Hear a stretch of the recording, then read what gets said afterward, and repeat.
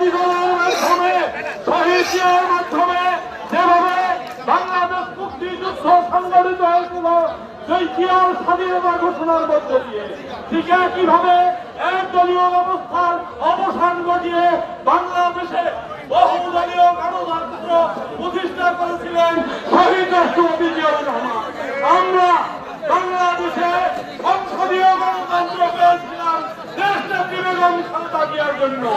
আমরা ফ্যাসিস্টের পতন ঘটাতে পেরেছি আমাদের বাংলাদেশের অবিসংবাদিত নেতা তারেক রহমানের নেতৃত্বে।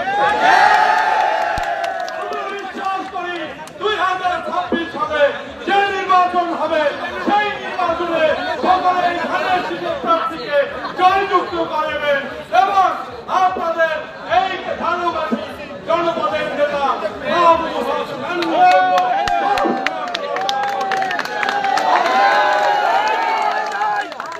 আজকে আমাদের মূল আদর্শ র্যালি, আমরা এখনই র্যালিতে যাব, বক্তব্য আর একদিন দেব।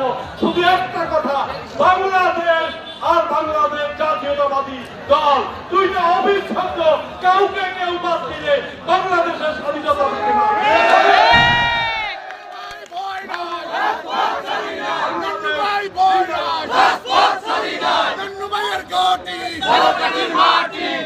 শহীদ রাষ্ট্রপতি অমর হোক, খালেদা জিয়া জিন্দাবাদ, তারেক রহমান জিন্দাবাদ। আমরা রেলের দিকে যাব।